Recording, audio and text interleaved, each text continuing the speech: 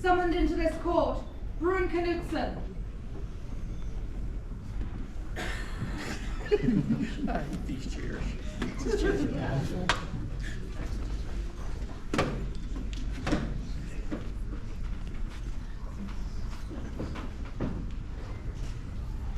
My friend, it's been a wonderful ride. But at this time, I ask you to surrender your belt to me. If you so decide, that is your course. I don't do it with any pleasure.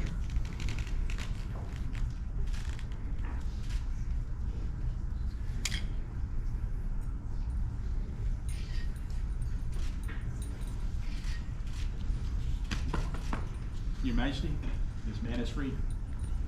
Excellent. You're a free man. Come face leopard jeopardy.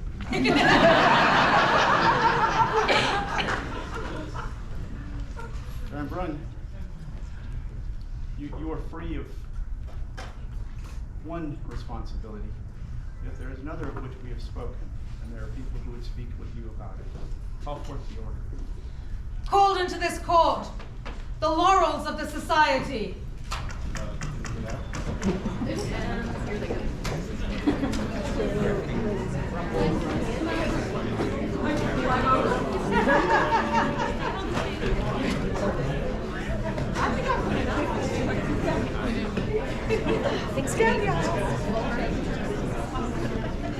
Thank you. Thank you. We appreciate it.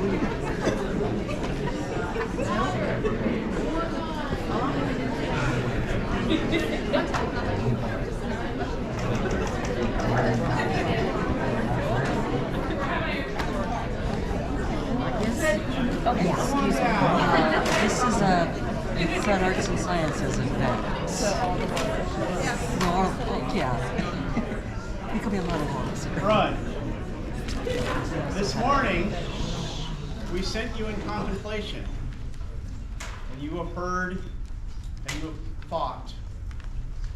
Is it your desire to join this august body and become a member of the Order of the Laurel? Yes, it is. Excellent. You must be vouched for. Is there a member of the Order of the Rose who will speak for this candidate?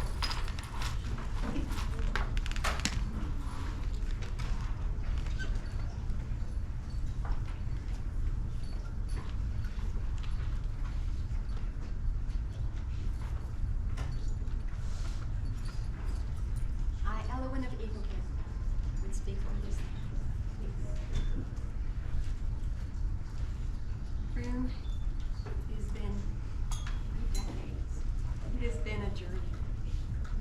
And it's just every time I think of combat archery, siege weapons, you're the one that comes to my mind. If I think of all the people that you have encouraged, that you have equipped, that you have fielded, there would be a mighty army behind you.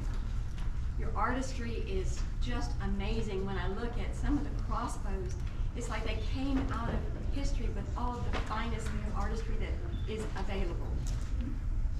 But beyond that, I speak as a rose. Roses need a thorn. Some of them are sharp at times, but they protect not just the flower, but the plant that grows it. They protect the leaves that give it life. Prune, you are that, and roses pass in seasons, but the thorns and that which they protect.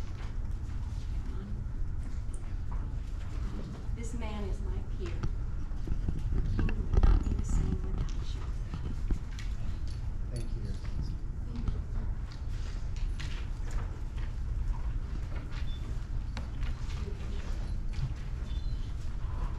Is there a member of the Order of Chivalry who will speak? Hi. I'm finally taller than Timothy.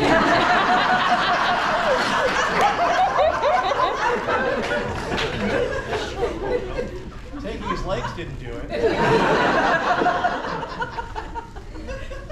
The path of chivalry requires honing of knightly virtue, and it requires above all prowess.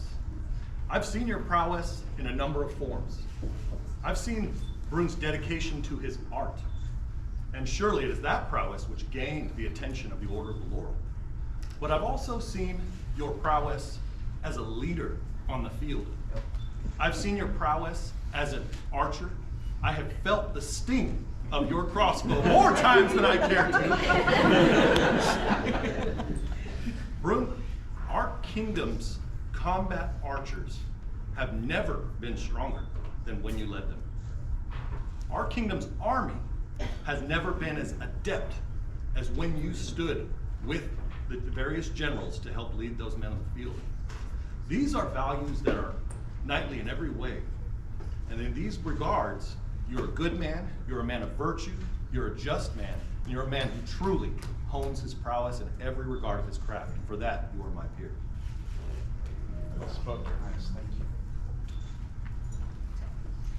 you. Is there a member of the Order of the Laurel who will speak? Brun, I get to stand here before you, not only as a member of the Order of the Laurel, but also as the Kingdom Arts and Sciences officer. And I'd like to address that specifically, arts and the sciences. You stand here as that intersection between the art of your science and the science of your art. You brought to this order, or will bring to this order, an engineering mind. Thank you for logic. But you bring to this a science to your art that is so important for us, because sometimes that piece is forgotten. And I really want everyone to understand that this man is a scientist, an engineer, but one that has a heart of an artist. You will make a fine member of our order. And Your Majesties, he is indeed my peer. Thank you, Your Grace. Is there a pelican who will speak for this man?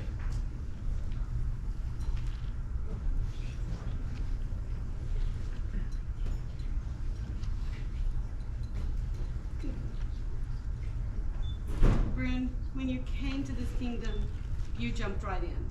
You weren't shy. You joined everything we were doing. And that was wonderful to me, because we have so many people and they were kind of dropping off. We needed a little nudge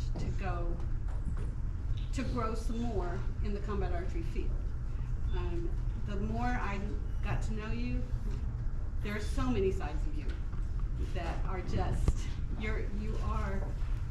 you make things, you make wonderful things that I would never dream of being able to do.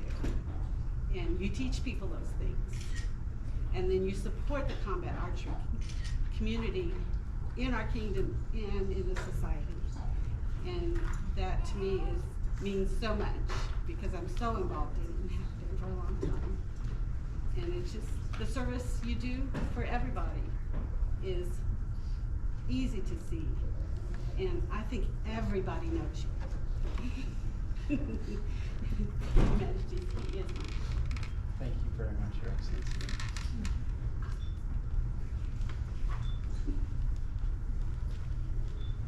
Who among the Order of Defense will speak? I will. Your Majesty, my first memory of this man is met him at fighter practice, and he was doing what a master of defense does best, studying how to kill fencers. There was at that time an inter-kingdom effort to gauge the calibration of rapier fighters, because there's philosophical debate. Pelican and now Master of Defense up in Atlantia had made the machine, this Master Lloyd Aldred, and it was standardized so that fencers could stab it and gauge, how hard they're hitting. So we took it to STA 50 year, got fencers from Trust and Walton it, and to gauge their calibration. I showed up to practice. Brun had his own. And he started telling me how he'd improved upon it. And how he was going to fix it and make it so that, heavy fighters could use it for calibration too. Master Lloyd Aldred is a rocket scientist. And Brun was standing there going, oh, okay, fix that too. Yeah, that'll do better. It was impressive, and I went home and I told him because he was afraid. The next time I met Bruin, and next real memory, the time that I got to really interact with him, he was doing what a master of defense does best, figuring out how to kill fencers. This time with combat archery. Combat archery is legal in Rapier, but nobody wants to get shot with a 600-inch-pound bow at point-blank range with a plastic-headed, I don't know. With no armor anywhere except like the mask. And so it doesn't show up on the field. Bruin started creating multiple variations on crossbows and showed up to a fool's war and got fencers to volunteer to stand there and get shot. And we did. And he then communicated with the Society Marksman and passed on what he developed, his designs and the specs that he figured out. And basically made himself the expert on shooting fencers with crossbows. So when I saw his masterwork crossbow, I should not have been surprised at what that level of attention to detail, that level of analysis it produced, but I was. It was amazing, and even those who are forewarned and prepared are in awe of it. You are like Leonardo da Vinci. You're an engineer who took that attention to detail, that understanding, and made gorgeous, gorgeous art. This man is my hero. Thank you very much, Your Excellency.